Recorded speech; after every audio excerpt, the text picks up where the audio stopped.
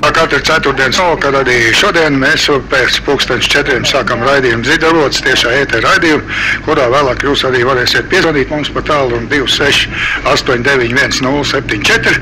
Un šodien studijā mēs te esam trīs pie raidījuma vadības pulca Juris Lapīnsks par šodien ar saviem iespaidiem Eiropas tādā, varētu teikt, varbūt ieskatā runās Jānis Danos. Mums pazīstams cilvēks un bieži piedalās mūsu raidījumos, un te tādā iztaujātāja uzklausītāja lomā būs Inns Heidemans. Un mēs tātad priecājamies jūs tikties ar jums šajā jaukajā dienā. Tātad sveiks, Johan! Sveiks! Es tevi gribu apsveikt ar to, kad Latvija ir pielīdzinājusies Krētai, jo es atbraucu no Krētas un domāju, es ir nokļuvuši tālajos tumšajos ziemeļos. Izrādās, ka te ir fantastisks, skaists laiks, un mans ceļojums, ilgais ceļojums pa Krētas pussalu turpinājās tagad Latvijā. Lai runātu drusku par to, par ko es gribētu pastāstīt. Es esmu ļoti, varētu teikt, rūdīts mugursomnieks savā laikā, alpinists, ceļotājs ar kājām, un pēc tam es esmu ļoti krustam šķērsam izbraukājis Eiropu ar automobīli, un pie tam ne jau tā kā tie lepnie kungi lepnās viesnīcās. Mēs esam nakšņojuši, pat atceros, bija vienreiz Šveicē, kur mēs nakšņojām benzīntankā. Mēs abi ar mamīti izstiepamies garšļauks mašinā, un puika blakus nolikt guļamais un mierīgi izgulēja to nakti. Ar vārdu sakot, es esmu no tiem ceļotājiem, kas mīl dabu.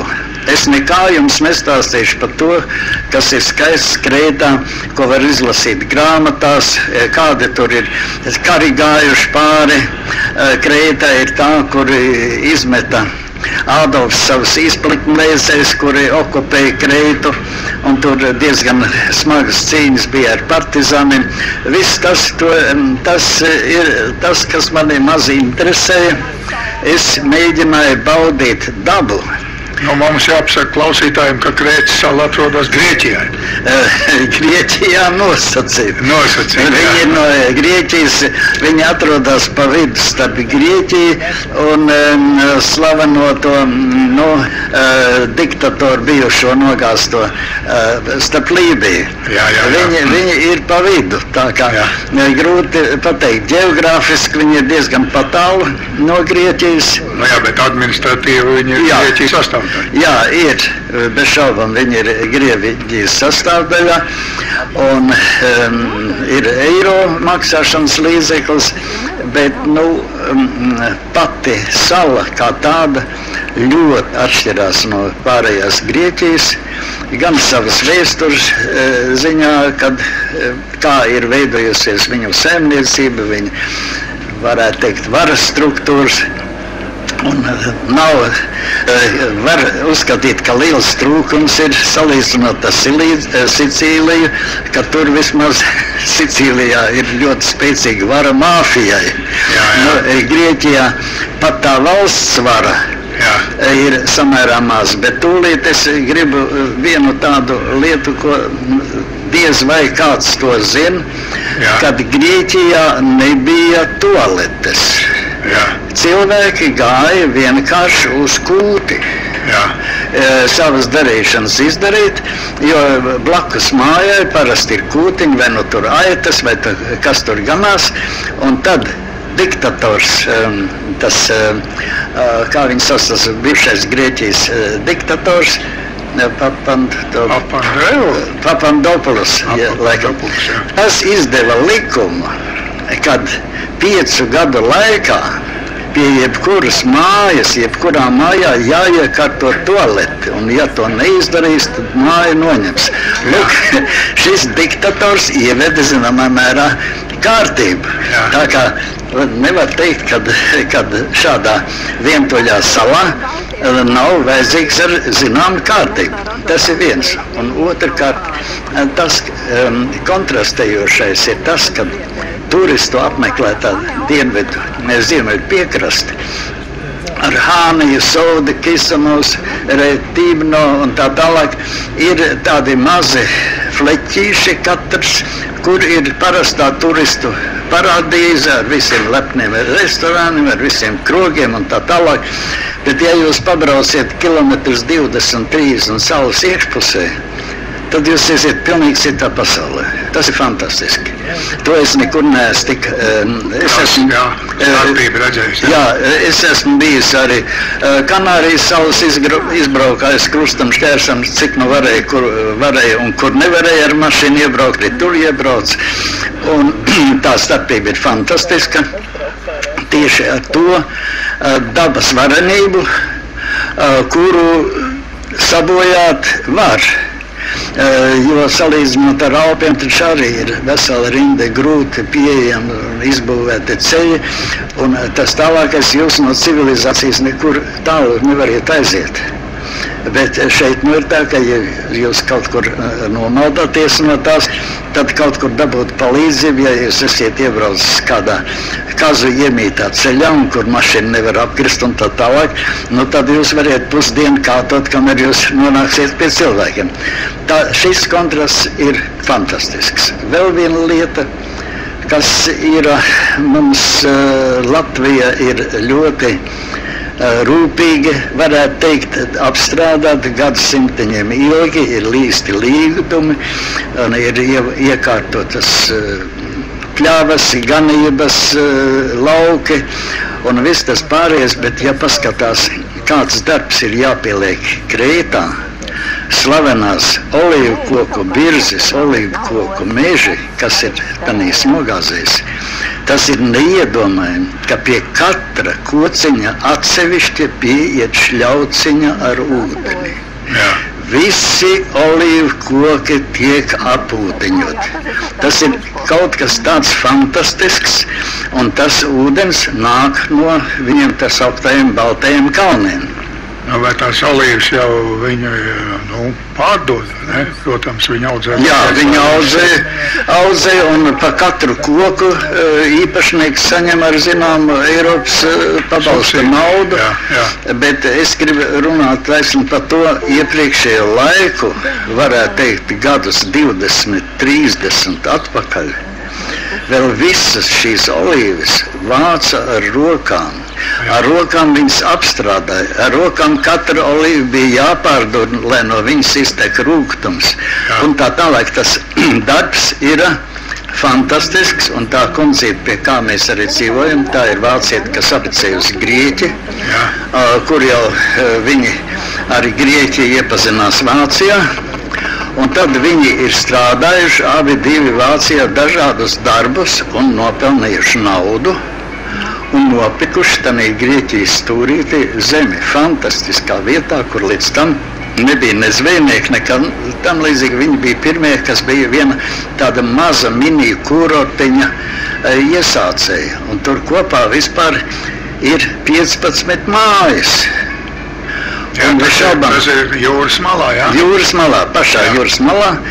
Un, ja runāt par to, ja kāds grib apskatīties karti, tas ir Kisamas līcis. Tas ir fantastisks līcis, un viņš ir tāds, kad jebkurā gandrīz vai kaut arī tā ir ziemeļu daļa, un it kā kalni varētu aizsegt sauli, bet ir tā, ka atkarībā no vēja tanī līcī var pabraukt.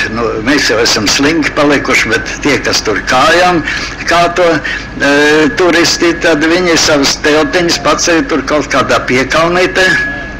Un galvenā problēma ir tikai dzeramais ūdens, bet pārējā ziņā var ļoti ērti visur, kur apmesties un tā tālāk. Un tad tanī līdzītī vai no rietrumkrastā, vai no austrumkrastā var patvērties no vēja.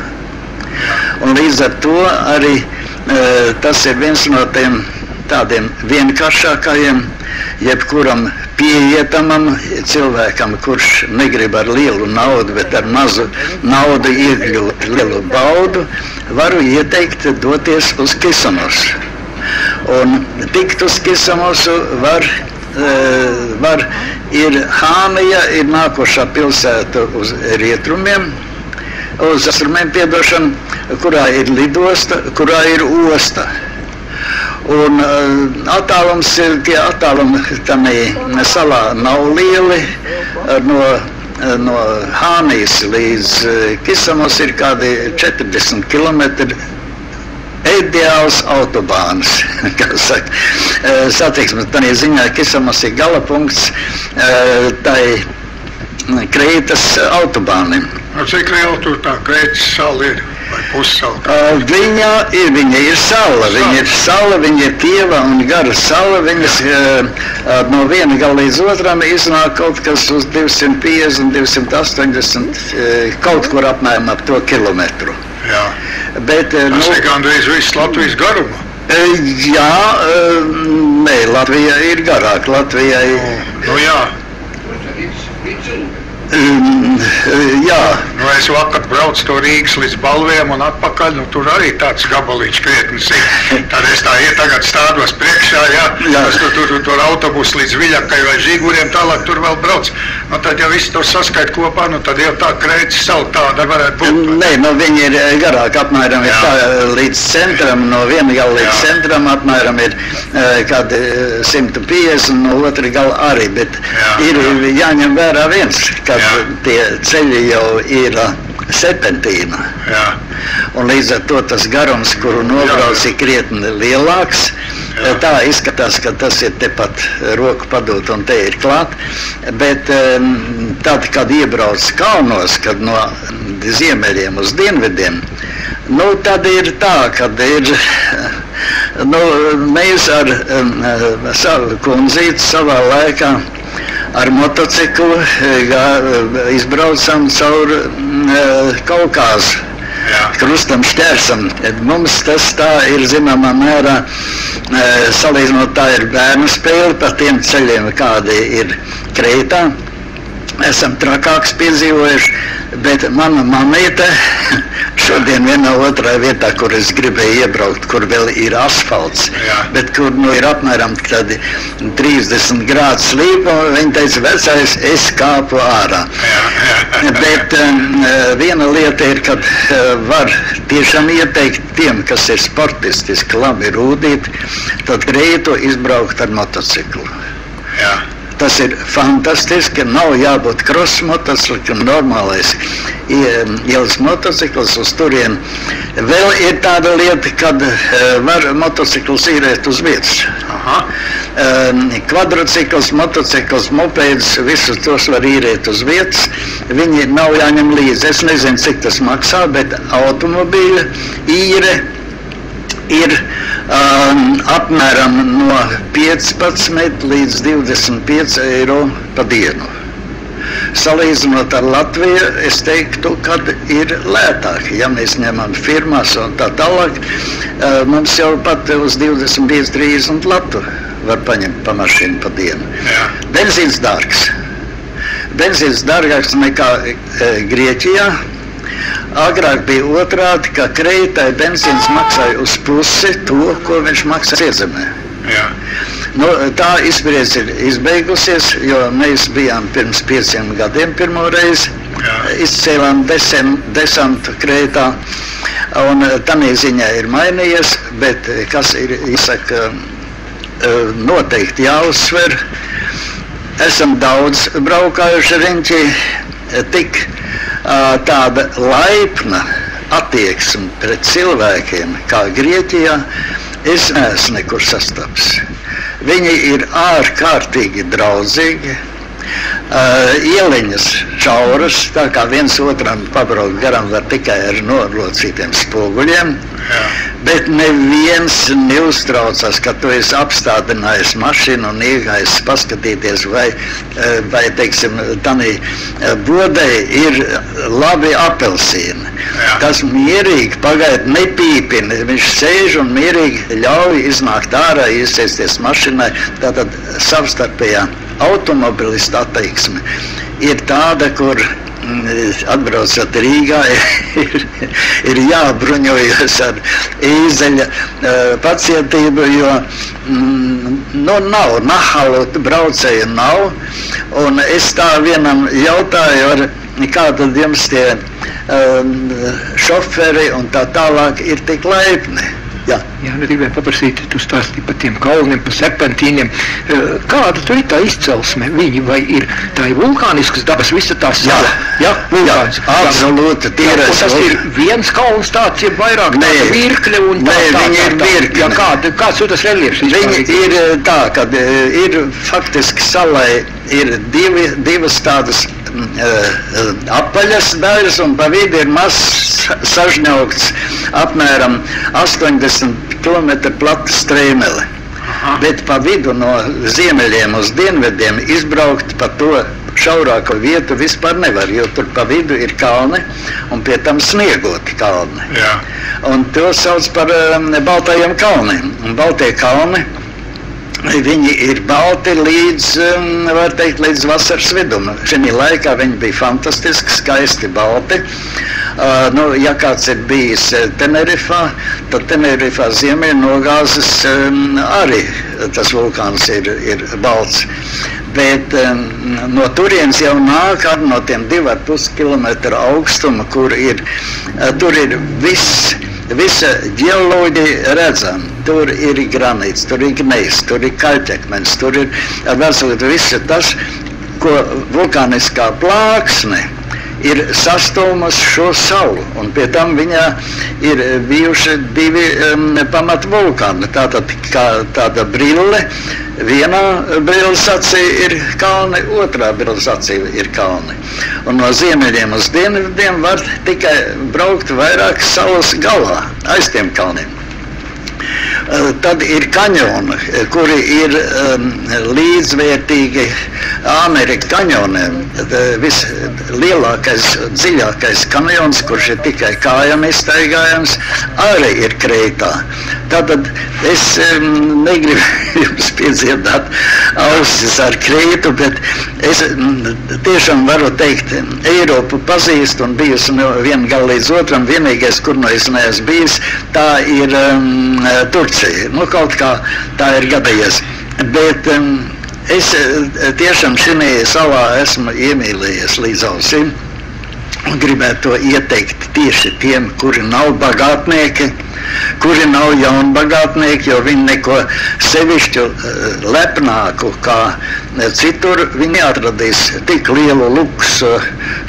Varbūt būs kāda viesnīca ar swimming pool, bet tāds varbūt ir kāds 10 pa visu Kreitu, jo tā nav vairāk, tā ir tāda vidēja līmeņa cilvēku, dabas mīlētāji, nevis luksusa hoteļu mīlētāji sala. Tātad es zinu, ka latvieši ir fantastiski ceļotāji, un latvieši ir izšķirībā ar teiksim, vāciešiem, kuriem nauda lien no visiem spraugām ārā. Latvieši tomēr ir pieticīgāki un līdz ar to arī redzīgāki. Viņi vairāk skatās, viņi vairāk iztaigā, viņi vairāk pēt. Un ko vēl es gribēju atgriezties tagad pie tādas tīri piezemēti jautājumi, no kā tad kreitieši dzīvo. Tad jāsaka tā mūsu paziņa, vācieti, tā ir kādreizajā Vācijas baltiešu mācītāja ģimenes meita. Jā. Un viņi nekad nav bijuši no bagātējiem, viņi bija arī Latvijā mācītāji ģimti un Vācijā, viņas brālis ir mācītājs un tēvs bija mācītājs un tā tālāk. Viņi ir samērā pieticīga turīguma ģints. Un tas, kad tieši raksturīgs ir tas, ka tādi pieticīgi cilvēki varēja iesakņoties Krētā, savā laikā tur nopirkt zemi, ka tas bija ārkārtīgi lēti un vienkārši. Un tur iesākt strādāt ar šausmīgu darbu. Es šaubos, vai latviešu zemnieks ir spējīgs tik drausmīgi vergot, kā ir bijis jāvergo krētiešu tiem zemniekiem. Viņi ir apbrīnojami, kā viņi ir pārveidojuši tās nogāzes, kuras var kaut kādīgi apstādīt un tā tālāk, cepurinost. Tad otrs jautājums par to, kad viņi samērā patālu no centru, nav tik tālu ieviļņot visās tanēs, uz viņiem neiespēdējus tik spēcīgi kā uz Atēnām, jeb Grieķiju, naudas trūkums un darba trūkums. Es domāju, ka Krētā es šaubos, vai sevišķi bezdarbnieku problēma ir spēkā, jo vienkāršā darbs tur ir pietiekoši, kur izvērsties. Tavs iespējas acīm redzot ir tāds, ka tur ir tāda stabilitāte, ja? Jā. Mēs nerunājam tur par to līmeņa augstumu, vai viņš ir augstāks vai zemāks, bet es saprotu, ka viņš tādā ilgā laika posmā ir tāds diezgan stabils un nemainīgs, un kas notiek tur kaut kur centrā, tas šo vietu diezko daudz neaizskar, jo pa starpi jūra, vai ne? Jā. Un tā ir it kā savu zemi, savu atsevišķu valsts, vai ne? Tā ir savu zemi, savs karogs, un bija viena demonstrācija, jo Krētā nākošu sestdien ir vēlēšanas. Bija taisnīgs pirms vēlēšanu periods. Atpakaļ braucam caur Atēnām. Atēnā tad varēja manīt, kā saka, uz visiem stūriem aģitēja un papīrs dev rokās un tā tālāk. Tad Krētā bija manifestācija centrālā daļā, Hānijā. Tad no mūsu viedokļa tas būtu vienkārši smieklīgi. Apmēram tādā līmenī, kā mums notiek pie Saeimas, sanāk, kad 30-40 veči ar kaut kādu plakātu, ar kaut kādu karogu. Apmēram Latvijas līmeņa, ne jau Grieķijas līmeņa, kur var lidot pudeles pa gaisu un mašīnas daudzīt un tā tālāk. Viena daļa miermīlīgi skatījās uz to, tie autobraucēji lēnā garā izbrauc pa tam pūlītiem cauri un tie ar mierīgi palaiž. Tas viss notika tik ārkārtīgi draudzīgi, kad es tā domāju, salīdzinot ar... Ko viņi demonstrē un kam viņi demonstrē, Kam viņi demonstrē, tas ir diezgan skaidrs. Krētā ir divi jautājumi.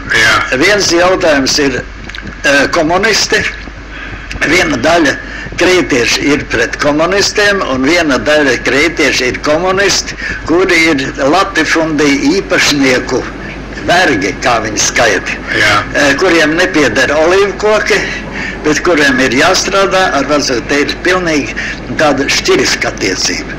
Un tas labākais joks, ja tā varētu teikt, tā mūsu Rēnhilda, viņai nelēmīgā kārtā, viņai vīrs ir miris jau pirms gadiem 8, 9, un viņai bērnu nav.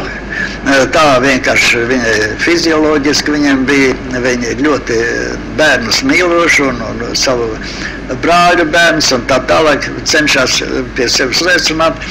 Es viņai prasu, tu ies vēlēt? Viņa teica, kā tad var neiet vēlēt? Es taču esmu jau 35 gadus Grieķijas pavalstniece. Tā ir, es saku, bet par ko tu vēlēsi? Viņi saka, par ko man nav vēlēt, bet es balsošu pret komunistiem. Fantastiski. Tas man atgādina Latviju, kur cilvēki nebalso par kaut kādu cilvēku, bet iet balsot pret. Bet es negribu iedzināties tādā politikā. Bet mentalitāte zina, Latvijā ir tāds dziļi izteikts negatīvisms, un arī masas saziņas līdzekļi to kultivē visu laiku, satiekās latvieši, viens saka, vai tu zini, cik man sūdīgi iet, otrs saka, bet man iet vēl sūdīgāk, un ap divu kaifo, kuram iet sūdīgāk, vai ne? Tā, bet Grieķijā tur jau tu to nekam nenovēroji, tā, ne? Tu zini, viņiem nav laika sevi žēloties, Viņiem nav, jo viņiem ir diezgan cītīgi jāstrādā. Viņiem ir cītīgi jāstrādā, otrkārt tie, kas ir kaut kādās bodēs un tā tālāk, viņi no tā laika, kad mēs bijām 5 gadus apakaļ, tad 2 unīši ir nobankrotējuši. Bet tie sīkie tirgotāji, kur tie dzīvo, jo parēķina 5 gadus apakaļ es biju būvu materiālu veikalā, jo es tur palīdzu tur šo to salaboju pa to laiku, kamēr es tur dzīvoju, es tur šo to saramentēju, to siltā ūdens apgādi, jeb kaut ko un vēl tā tālāk. Un viņš man atcerējās, kad es pirku pie viņa materiālus. Un kā vecu draugu apsveic. Cik jauki, kad jūs atkal esiet un tā viņš ir, mēs ar to Reinheldu gājām iepirkties, tur arī ir viens lielais C&C veikals, Cash and Care veikals, kurā piebrauc, bet viņi tā neiet. Viņi gāja tikai suņu barību, tur bija lētāk, un tad aizbrauc un nopirka suņu un kaķu barību tur. Bet viņi iet veikalā, kur viņi var aprunāties.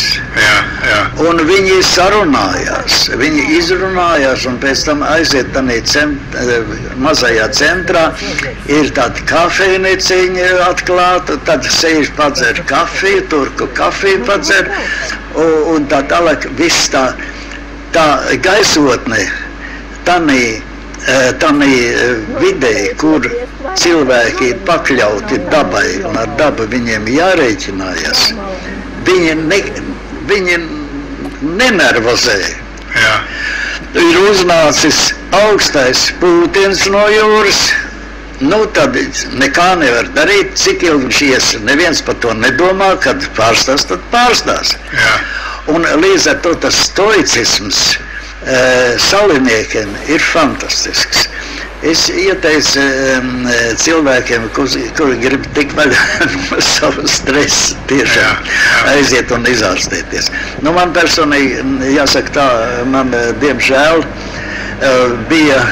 šis brauciens bija nepieciešams tīri veselības ziņā. Un man bija vidusjūras ūdens vajadzīgs, man bija vajadzīga tā saule, un es varu teikt, es pa to laiku, tomēr savu veselību es diezgan stipri salāpījis, tā kā tas mums nebija vienkārši izspriests brauciens, bet tas bija jābrauc daktarēties. Te jau mūsu latviešu cilvēki, kas sev uzskata par milzīgi strādīgiem, teiks, kā tad tu tur to veselību lāpi, tu tur viņam tur kaut ko remontēji un taisīji un strādāji. Bet tas taču Arbeit macht frei, galā parēķina tā, uz mājas jumta var saugļoties. Turpat blakus ir jūra.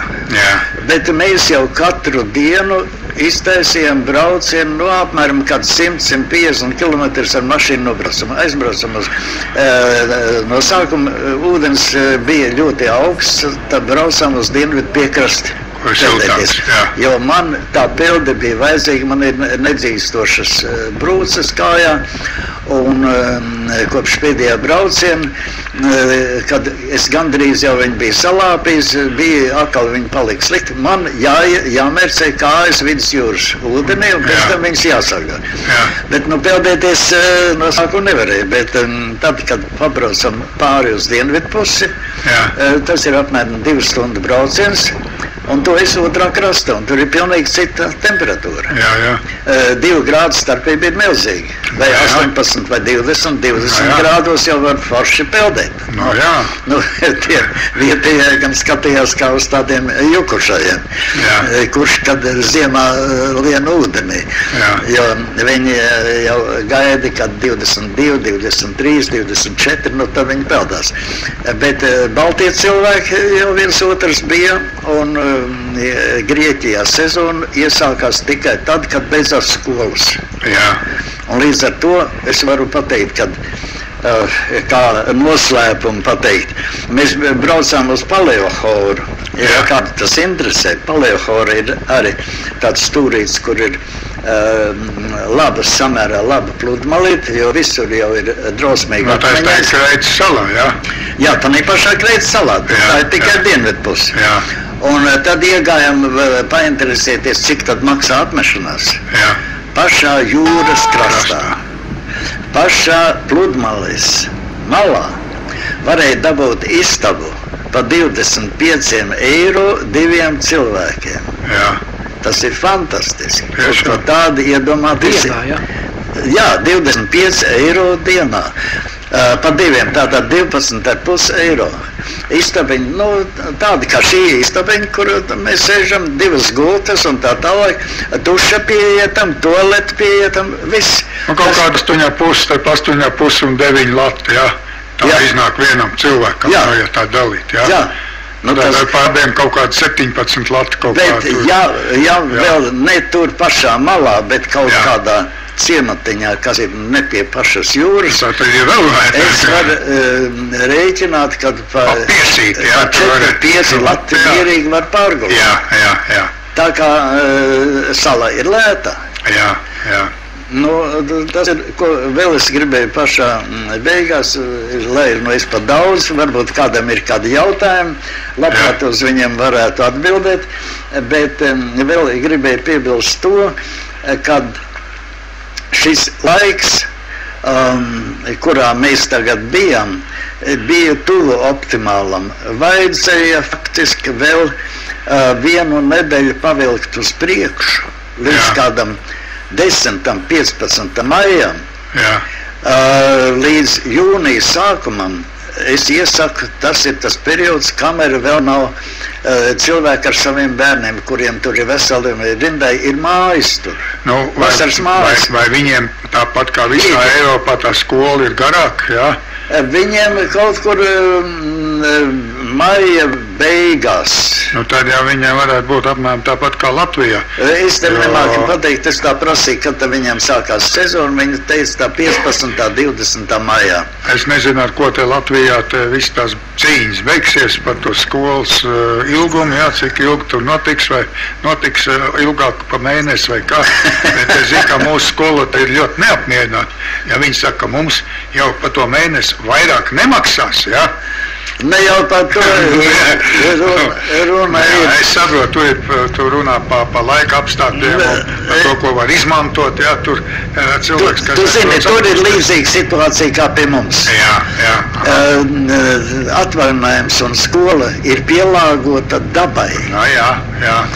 Un daba ir tā, kura prasa arī bērnus palīgā savā saimniecībā. Tā kā Latvijā bija normāli, tikko govis laiž ganos, tad jābeidzās skolai. Es pats taču Latvijas laikā gāju ganos, man nevajag izstāstīt.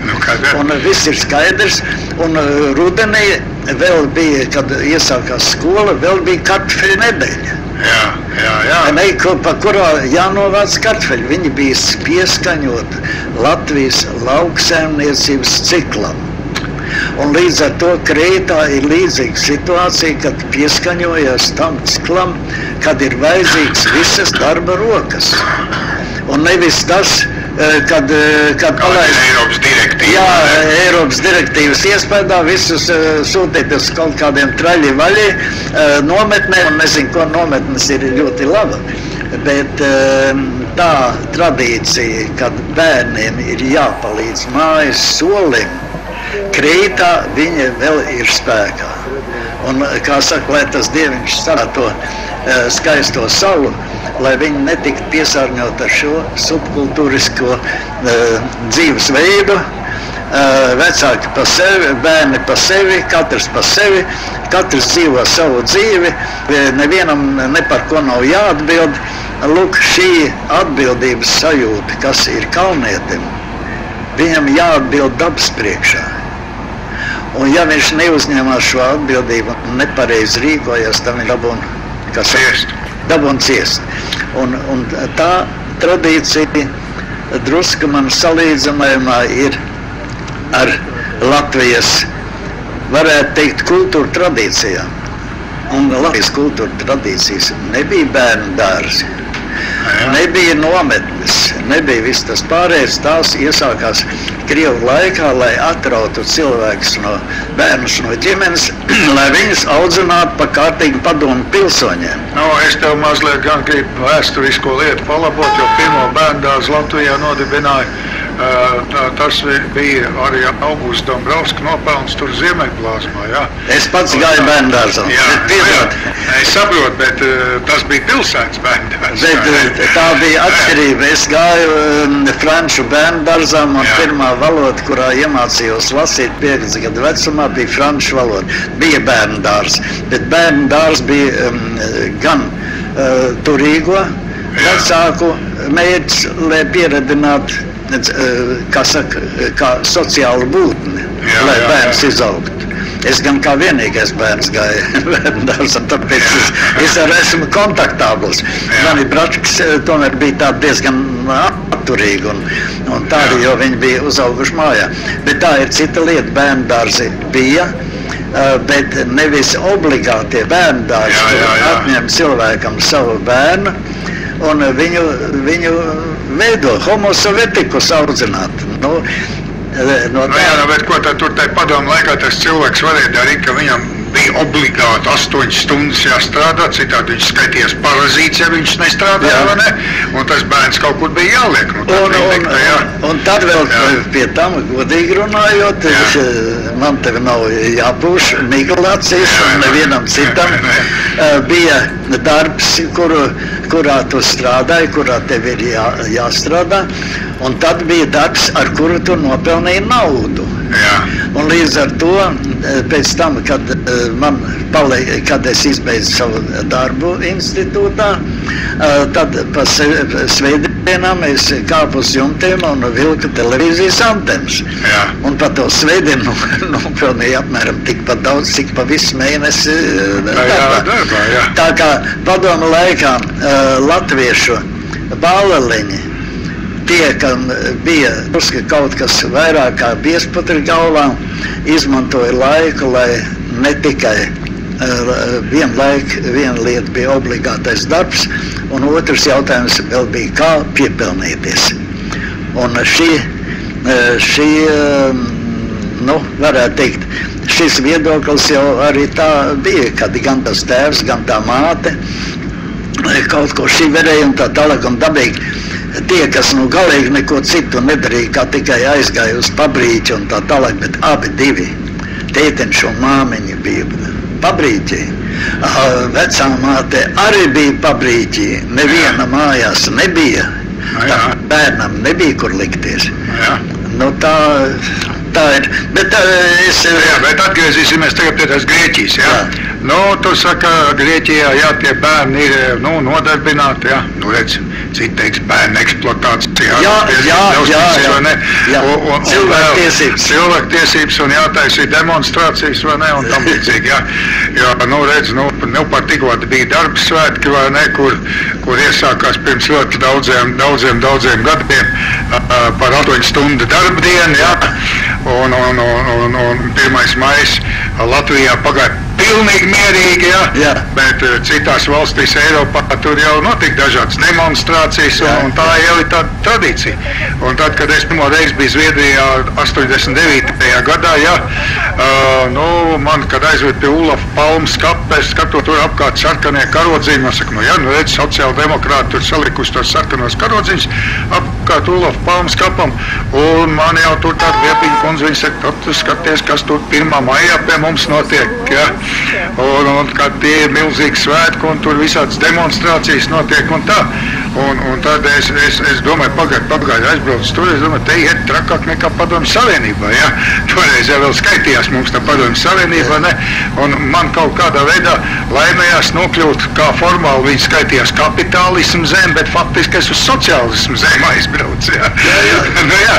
Un tā kā redz, mums jau te Latvijā tā domāšana cilvēkiem ir atkal tāda stipri atšķirīga, un to arī tādi supernacionāļi tur visādā veidā veicina, vai ne, jaukdam vēstures faktus un visu, ko tā kā viņiem labāk patīk, tā viņi to it kā cilvēkiem pasniedz, tie cilvēki arī tam tic, vai ne, bet patiesībā jau tam cilvēkam ir, lai viņš iegūt kaut kādu pārliecību, viņam jābūt zināšanām, un pašam ir jālas, jāskatās un jāmeklē. Te tu taisni vienu jautājumu pacēlu, kur es gribu tomēr pateikt, tīri politiskā ziņā. Tas man arī uzkrīt Krētā. Tā mana labā paziņa Reinhila. Viņa neko nezina, bet viņa tic kaut kam. Un tā ir tā sistēma, kā politiskās sistēmas balstās galvenokārt uz ticību, nevis uz pierādījumu. Nevienam nekas nav jāpierāda, ir jāiepotē, un ja cilvēks tam tic, tad viņš ir tevi rokā. Un tā kā tā tauta tiek mudināta ticēt, vai nu Šleserim, vai nu Dainim Ivanam, vai nu kādam citam, bet viņiem neliek pārliecināties par to ar saprātu, bet tikai ar ticību. Runa ir par to, ka visas vēlēšanas sistēma ir balstīta uz emocijām, nevis uz saprātu. Pilnīgi pareizi, jo ir zinātnisks darbs, piemēram, ietekmēšanas māksla, ko es te savos raidījumos bieži esmu pieminējis, jo es viņu te pirms 2 gadiem studēju veselu pusgadu, un tur par lēmumu pieņemšanu ir teikt skaidri un gaiši, ka tas ir ar zinātniskiem pētījumiem pierādīts, ka vairums, tā sakot, lēmumi tiek pieņemti nevis loģikas vadīt, bet tieši emociju vadīt. Un tieši tāpēc vēlēšana kampaņās uzvar tās partijas, kuras proti, tos emocijas izraisīt.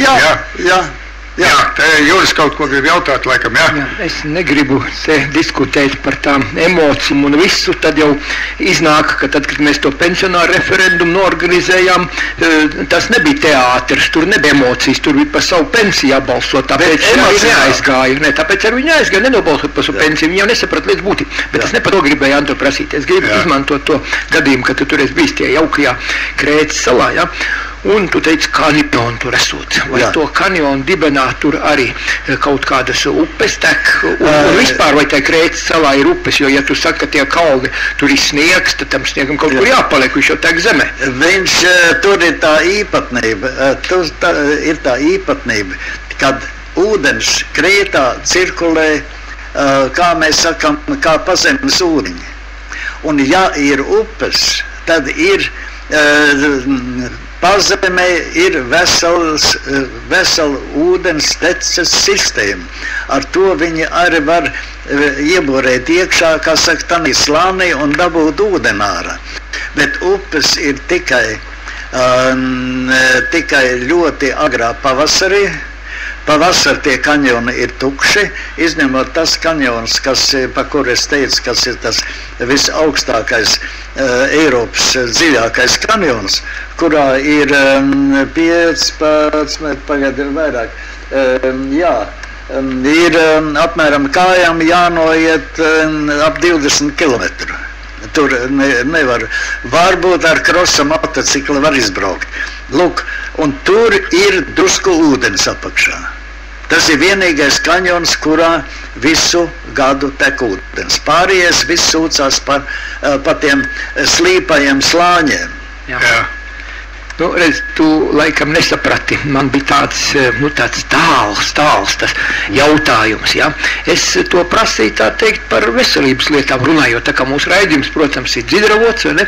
Un man ļoti interesēja, jo redzi, šī doktora Volaka lekcija par to, ka mums ir vajadzīgi tie 66 minerāli, vai ne? Un, protams, visveselīgākā, vislabākā dzīve pasaulē ir tiešām tur, kur tie vecie vulkāni. Tur ir visi minerāli no zemes centra iznesti ārā, un tagad, un tāpēc es ar to prasīju par to ūdeni, kā tas ūdens tur tek. Jo tad, kad tas sniegs sāk kust pavasarī, daba mostās, vai ne? Un tad tas ūdens, redzi, tur skalo ārā. Viņš iesūcās tanīs slāņos. Un tajā ūdenī ir visi tie vajadzīgie minerāli, visi veselības sistēma. Pilnīgi pareizi. Un tam ūdenim jābūt vai tādam dzeltenīgam, vai arī zilgans. Vai arī zilgans. Tas ir pilnīgi bezkrāsas. Jā, ja izšķīduši tie minerāli, vai ne, viņš var būt. Tas, kas nāk no tiem kalniem lejā, par to es runāju. Tas ir ozons. Tā ir citi skābekļu piesātinājums un tā tālāk. Nē, bet tieši krāsa, tieši tas arī tajā grāmatā, ko pieminēja Volaka grāmatā ir tas skaidrojums tiek dots, zinātnieki skaidro, ka tur, kur ir kalni un kur vispār maz ūdeņa, bet tie, kas plūst zemē, viņi dzer vai ne to ūdeni, bet tas ir jau minerāliem pisātināts, un viņi tas, ne jau no saprat, es piekrītu. Tā ir viena lieta, ko es gribu teikt. Es gribu teikt, ka tev tas veselībai tieši tāpēc arī palīdzēt. Nē, tā drusku savādāk ir tā sistēma, bet, lūk, kas ir jāsaka tev arī, kad jebkura šāda veida veidojuma, kur tek cauri minerāliem un tā tālāk, tad tas, kas ietek jūrā, ir barības viela planktonam. Lūk, kur ir tas? Bet ne tikai, redzi, es taisni tādā sakarībā gribēju prasīt, tas gala jautājums būtu bijis tāds, vai viņi ražo paši pārtiku tur uz vietas vai vietējā pārtiku. Tā ir vajadzētu būt ļoti veselīgai, jo tur tie augi ir saņēmuši visas šos minerālus, kas tur no tiem vulkāniskiem iežiem tiek izskaloti ārā, un tā dienvidu saulīte, kas tur ir, tā nodrošina to riktīgu pareizu fotosintēzes procesu, un tāpēc viņu barībai vajadzētu būt ļoti veselīgai, viņam nevajadzētu slimot. Šo jautājumu es jau taisni gribēju prasīt, kā tur ir ar šīm lietām? Jā, ir milzīgas tomātu plantācijas aizsam dienvidu pusē, kuri viņiem apūdeņošanu garantē no šīm, varētu teikt, pazemes ūdeņiem, kas iznākuši cauri visam klintīm, bet sauli viņi sargā, viņiem ir plēves, bālas plēves, jo tā saule ir pa traku, tā viņi nobremzē bišķi. Un kāpēc, vai tu zini? Tāpēc, ka tomātam tā temperatūra, kas nodrošina visātrāko augšanu, ir tikai nieka 25 grādi. Un pie 32 grādiem tomāts jau pārstāja augt. Viņš neiet bojā, bet viņš pārstāja. Un tāpēc arī pie mums ar to krītu tos stiklus vai vasarājot sevišķi, vai ne? Un viņi arī spiest to darīt, jo citādāk tie tomāti neaugs vienkārši, vai ne? Viņiem jānodrošina 25 grādus. Viņi ir tās tomātu plantācijas ir milzīgas. Un tur tās dienvidu nogāzes, kuras ir, viņi pēc būtības jārēķina, viņiem zeme kā tāda gandrīz vai nav. Visur, kur tu sastopies, tā ir grantas, dažādas krāsas, sarkanas, brūnas, dzeltenas krāsas, granti, atkarībā ar kādiem minerāļiem viņi ir piesaistīti. Un kā tāds pludmals izskatās, cik viņš ir platis apmēram, vai tur ir smilts? Nekāds smilts nav, Ne. No smiltis ir šur tur, pie kurortā ir pievestas smiltis, kuras tā jūra mūžīgi izskalo, bet tā no mūsu viedokļa ir rupja grants, skatās tur smiltis, un nedomā ar plikām kājām par šito granti staigāt. Viņi ir, viņi ir karsta. Viņi sakarst. tā kā es gāju ūdenī ar zandalēm. Jā.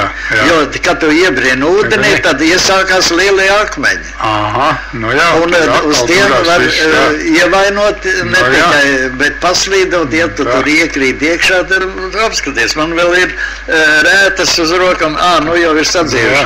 Es biju apdauzījies krietni, bet runājot tieši par to, tev ir taisnība.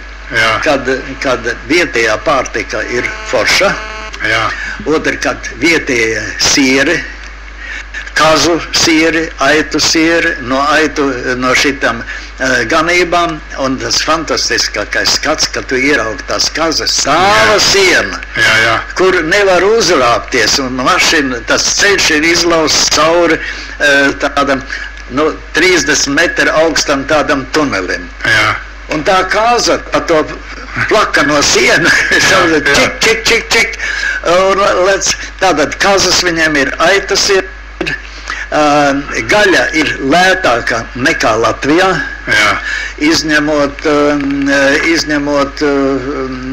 ģērļi. Skatās, viņam tā vērtīgākā skatās. Cūgaļa ir lētāka, vēršgaļa ir lētāka, un tā viss ir vietējā. Tā kā pārtika ir vietējā un baroties miltus viņiem ved.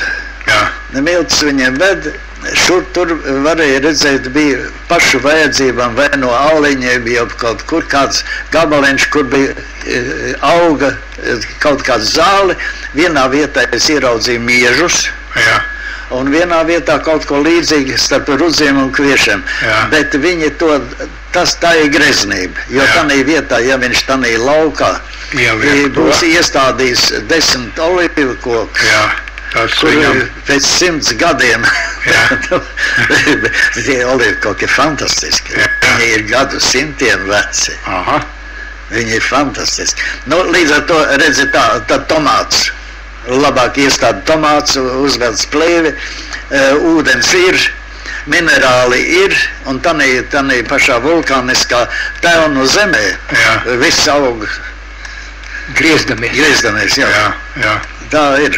Bet jautājums vēl bija par to, es nezinu, negribu būt autentisks, es prasīju, vai viņiem zeme arī trīc.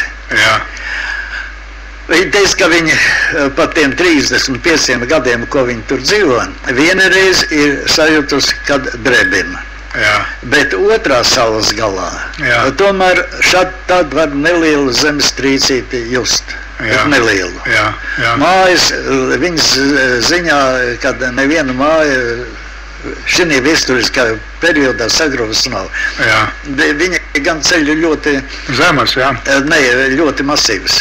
Mājas, mūra, mājas, dzelzbetona un tā tālāk netiek, koka mājas tur nav. Tā jau varētu teikt kaut kādā seismiskā izpildījumā gandrīz vai? Viena daļa ir lielākās ēkas ir seismiskā izpildījumā. Kāpēc? To es te nemāku pateikt, kaut gan, ja tu paņem Grūzijai tas pats, kad visas mājas bija uz liela daļa kahetiem, kaut kas uz pāļiem, bet skorpioniem, un apakšā bija kazas un govs, un cilvēks dzīvoja sākot no pirmā stāva, otrā stāva. Bet tā tradīcija jau ir tāda, kad viņiem koksne ir ārkārtīgi, var teikt, dārgs prieks. Koksnes viņam nav, bet kaļķu cementa rūpneciņas. Ārzemi gan varēja šur tur redzēt, kur vienu grauž, nevis tā kā pie mums ir jāgrauž no zemes ārā dolomīts. Tur ir dolomīts siena apmēram, teiksim, 300 metru augstumā. Tad tur viņa rubina no viena gala nost, un tad viņš no augša birst lejā, nav nekāda problēma. Ir problēma tikai tādā kalnu vidū ar enerģiju. Tad tur ir pievestas elektrolīnijas, kur viņiem elektrība izlezina. Atomstacijas laikam viņiem nav, bet droši vien, ka viņiem ir termiskās, ka viņiem pieved ar naftu. Es nezinu. Ko es nezinu, to es nezinu. Redzi, tavu vērojumu un iespaidu ir ļoti interesanti arī no tā viedokļa, ka tur ir daudz kas, šis tas vai ne, tāds kaut kas līdzīgs ar Latviju un ar varbūt ar dažādām, varbūt ar kaut kādām izpausmēm arī sabiedriskajā dzīvē. Varbūt arī tieši tas attālums, ka te salinieki ir kaut kādā izolācijā. Jā. Viņš varbūt arī ar tādā mentalitātē uzspiež varbūt tādu mierīgumu, tādu nesteidzību, jā. Un tad varbūt viņi arī tā lēmuma pieņemšana viņiem arī ir uz dažādām lietām varbūt arī daudz lēnāk. Jā. Es gribu atgriezties pie grieķu valodas. Jā. Tu zini, kas ir idiots? Nezini.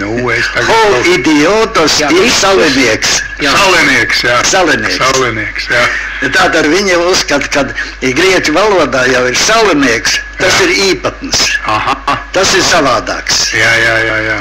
Un katrai salai ir savs ģīmes. Un līdz ar to viņi visi bija idioti, un es biju normāls. Jā. Tad tu biji, zini, kā viņi dala, viss cilvēks idiotikus un politikus. Un tad tu biji politikus. Jā, gan drīz. Jā, tas ir interesanti ļoti.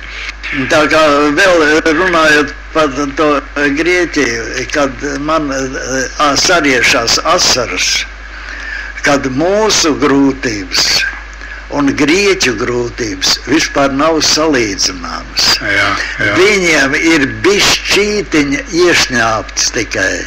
Jā. Ko viņi darīt, ja viņi tā kā latviešu bāleliņš tiek apķīzīts un aptaisīts un apdalīts?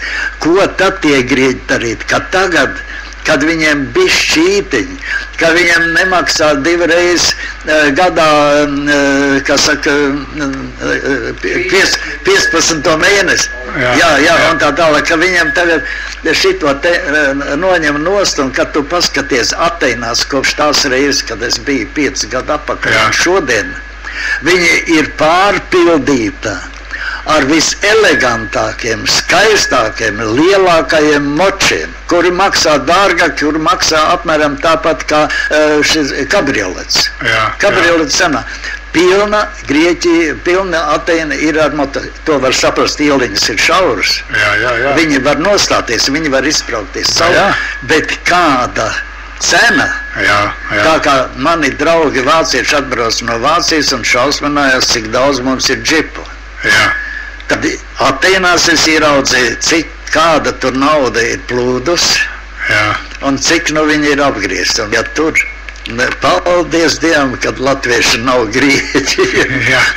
Es nezinu, tad būtu revolūcija. Jā. Tās izpratnes un tās pacietības.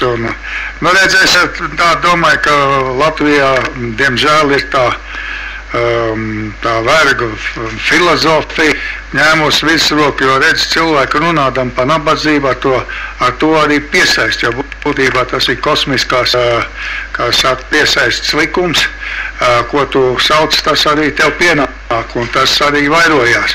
Un tas ir arī no senatnes gudrībām, vai ne? Un arī tas jau izpaužās arī mūsu sakām vārdos, vai ne? Ko sēs to pļaus, vai ne? Tātad, ja tu pļausties, vai ne, tur par to nabadzību, tad tev tā nabadzība vien vairojās, vai ne? Un runāt ar cilvēku, vai ne, ka par normālu dzīvi ir vienkārši nenormāli, ja? Tu esi tas idiots, vai ne? Jā, idiots, bet ir viena liela lieta, ko es tomēr gribu teikt. Lieta ir tāda, kad latvietis ir samērā labticīgs. Jā. Samērā labticīgs. Ir gan viņam ir, skaudība un tā tālāk par kaimiņu, ka tam ir bišķiņ labāka govs un tā tālāk. Tas viss ir sīkumi. Bet caurmērā viņi ir labticīgi, viņi grib kaut kam ticēt. Viņi grib ticēt tai Latvijas idejai, viņi grib tai ticēt, un viņiem uzkar makaronus uz ausīm un saka, ka mēs esam tie, kas tie un tie un tie, un tie cilvēki tic no vienas puses un no otras puses vēlēšanās iet nevis lai kādu ievēlēt, bet lai kādam iegriezt. Tad klausies ar tādu pieeju bāzēt politiku, kad kādam ieriebt un, lai viņš netiktu. Jā. Tālu nekur neaizbrauks, bet tā, es varu teikt, mana Reinhilde bija tāda pati, tamī pašā Grieķijā, viņi gāja vēlēt, nevis lai kādu ievēlēt, bet lai kādu, lai tie komunisti netiktu.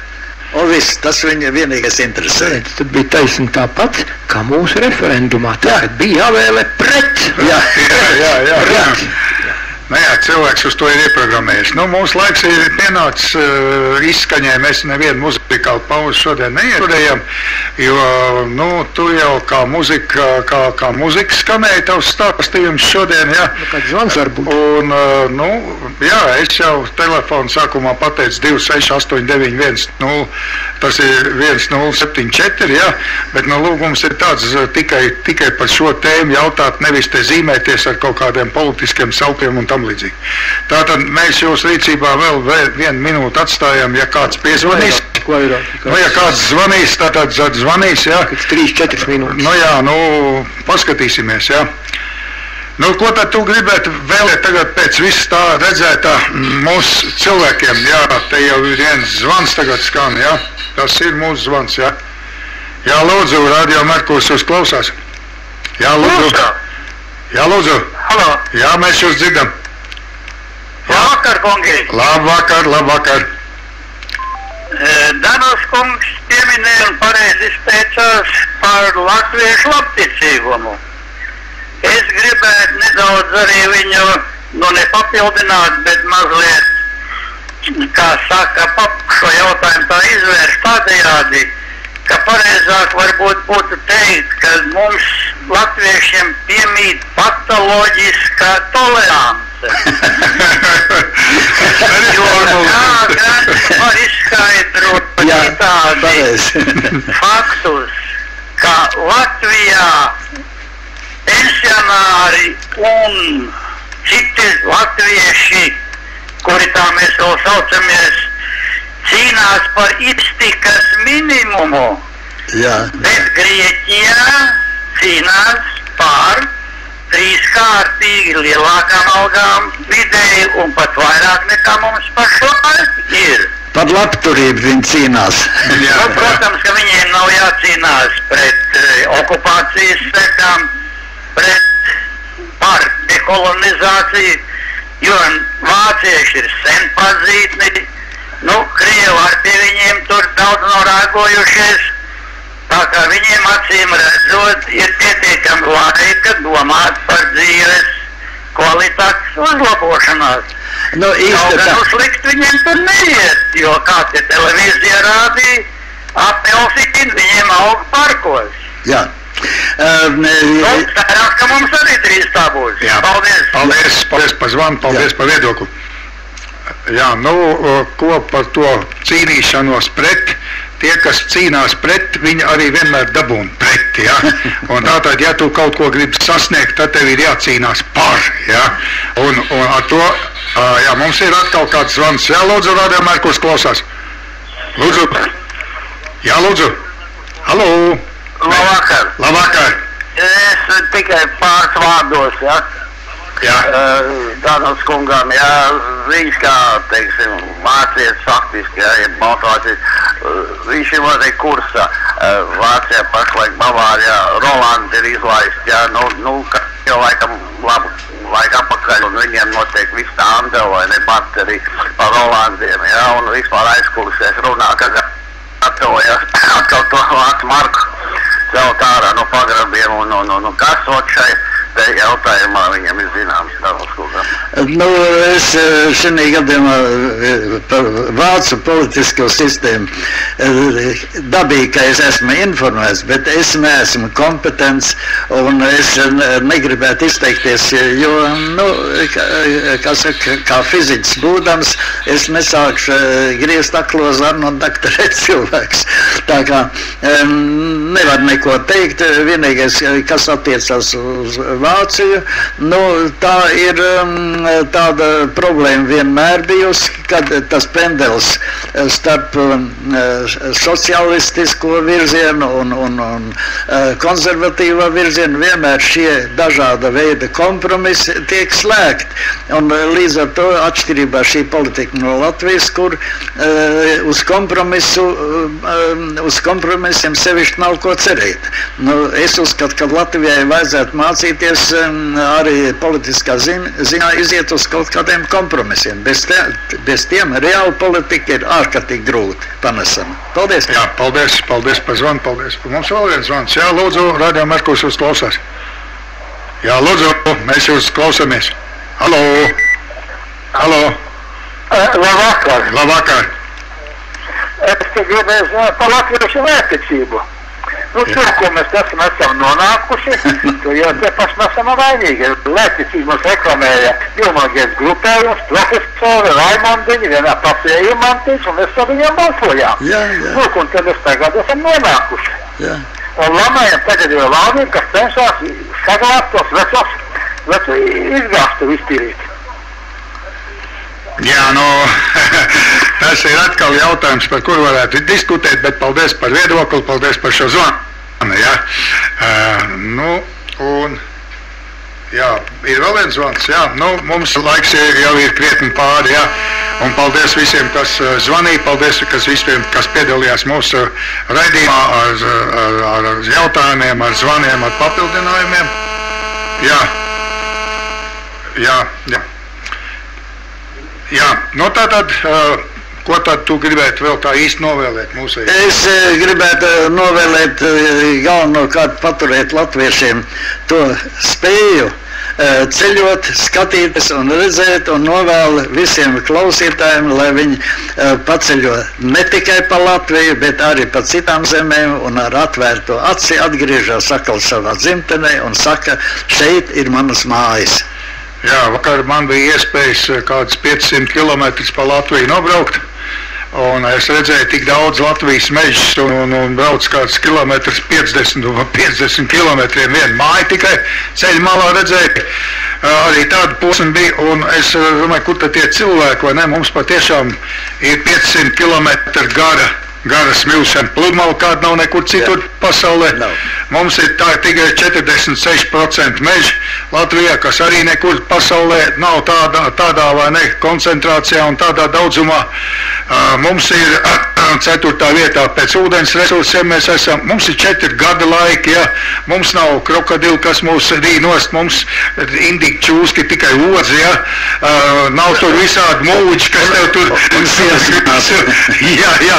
vienā sakot, mēs dzīvojam tiešām viskaistākā un visbagātākajā zemē pasaulē, un es varētu novēlēt to ne mūsu mīļajiem tautiešiem dzīvot tādā savstarpējā nevis skaudībā, bet saticībā un tādā labestībā vienam otram novēlēt labu un vienam otru atbalstīt. Un tad jau mēs arī būsim saimnieki savā zemē.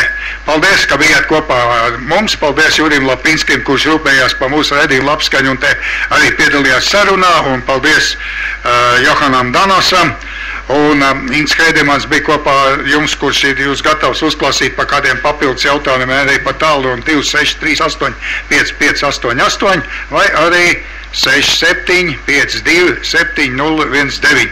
Es to tik ātri pateicu, tāpēc, ka vairums mūsu klausītājs šos telefonus zina. Un mūsu raidījuma atkārtojums, Dzidravot atkārtojums ir svētdienā 15:30, bet sestdienā 10:00 ir raidījums Gaita. Un raidījuma Gaita atkārtojums ir katra nākošajā piekdienā 16:00. Paldies vēlreiz un lai jums labi klājās, un lai jums visiem jauka diena, un lai jums visiem ir jauks svētku un jauks brīvdienas, un visu to labāko uz sadzirdēšanos mūsu turpmākajos raidījumos. Tā,